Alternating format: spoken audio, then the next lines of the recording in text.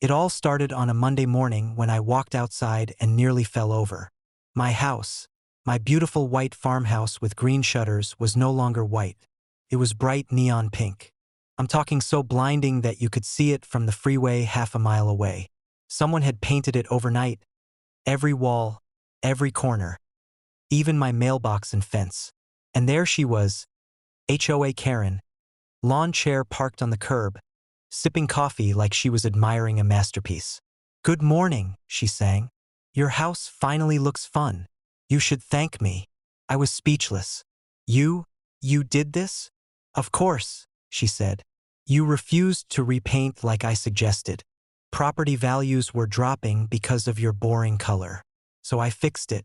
The HOA funds covered the paint." I wanted to scream, but instead I took photos, lots of them. Evidence. Karen thought she had won. She bragged to neighbors, even posted online about upgrading my property. What she didn't know was that my cousin is a contractor, and I had something better than rage. I had a plan. That night, while she was at her HOA meeting, my cousin and I got to work.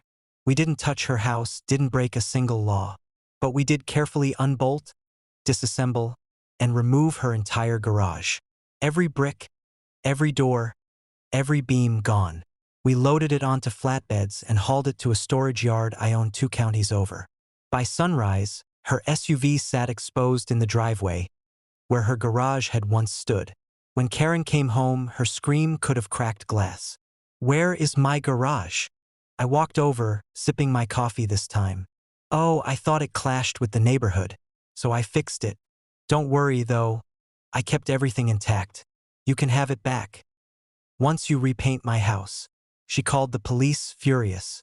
But when the officers arrived and heard the story, they couldn't stop laughing.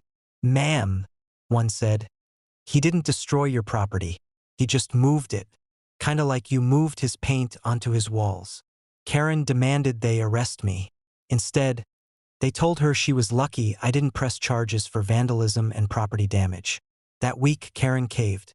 She hired painters to restore my house, at her expense, while I kept her garage locked away. Neighbors cheered when the neon nightmare was finally gone. And when Karen begged for her garage back, I had one condition. She resign as HOA president and leave me alone.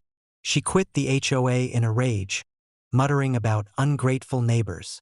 I eventually had her garage delivered back, piece by piece, but not before keeping it off her property for a solid 2 months. Now, whenever people drive through our street, they don't see neon walls. They see my farmhouse restored, and Karen's SUV baking in the sun because she never dared rebuild her garage. Sometimes revenge doesn't need a hammer. Just a little creativity and a cousin with a tool belt.